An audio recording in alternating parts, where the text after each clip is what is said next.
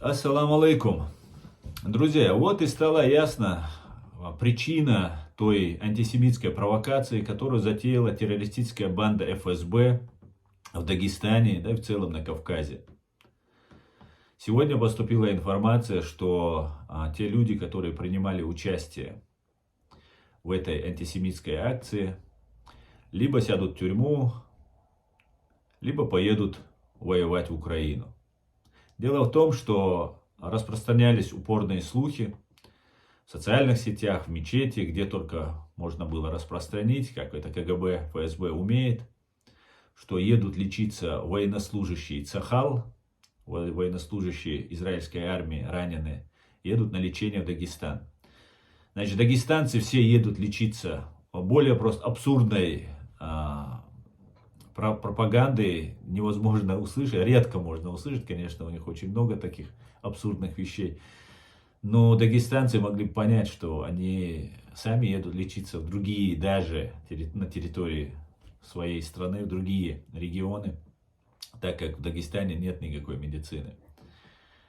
А в Израиле она одна из самых лучших. И в Израиле нет войны, есть она на территории сектора Газа. И лечиться израильтяне, военные и не военные, могут у себя в своей стране спокойно. А у них самая лучшая, как я сказал, медицина. К тому же ехать в фашистскую Россию, во вражескую фашистскую Россию, которая управляет, поддерживает, и я уверен, была заказчиком террористического акта, совершенного на день рождения Путина террористами с Хамас, ну это просто глупо, конечно же. Но люди, видимо, не думают, видимо, застилает им ненависть глаза и ни о чем не думают. КГБшный актив, ФСБшный, ментовской, военный актив выйдет сухим из воды, который был тем козлом-провокатором, который поднял этих баранов. А вот бараны пойдут на убой. И они будут отправлены на войну. Раз вы готовы заступаться за палестинцев, то заступитесь за россиян, говорят им. Или сядьте в тюрьму за нанесенный вред, имуществу и так далее. Там сломанная дверь, там еще что-то там было на кадрах. То, что мы видели, может что-то было за кадром. Уверен, некоторые вообще никак не причастны к там сломанной двери, еще к чему-то. Но оказались вот в этой толпе, в этой толпе молодчиков. Я думаю, эти люди поумнеют, если выживут в этой страшной войне, у которой нет шансов выжить. В принципе. Ну что ж, я хотел бы напомнить дагестанцам, которые пришли на вот этот антисемитский митинг, что когда нас убивали, чеченцев, мы не видели ваших митингов, ваших протестов. Когда был настоящий геноцид ваших соседей, вот рукой подать рядом находящихся ваших соседей. Беженцы у вас находились какое-то время, когда вы пускали, а потом и не пускали.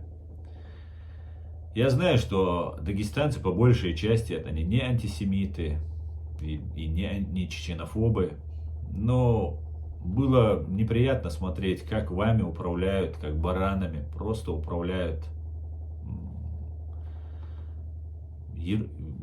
просто абсурдным просто нарративом, который был вброшен, и вы подхватили его.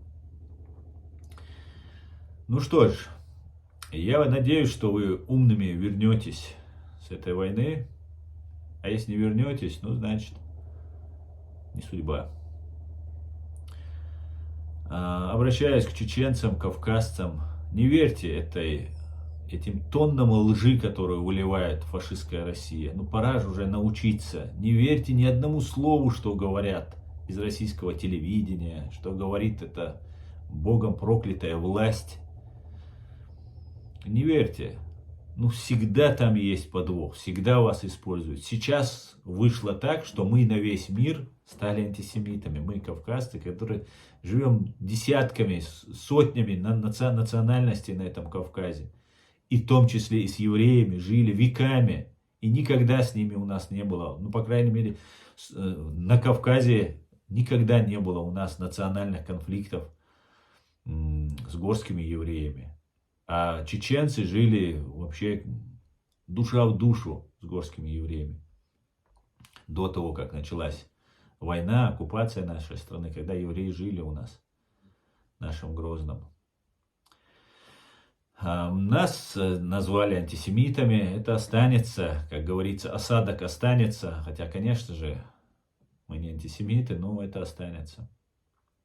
Я буду надеяться, что мы поумнеем, в конце концов, чеченцы. И чеченцы, и кавказцы. Пожалуйста, не поддавайтесь на провокацию.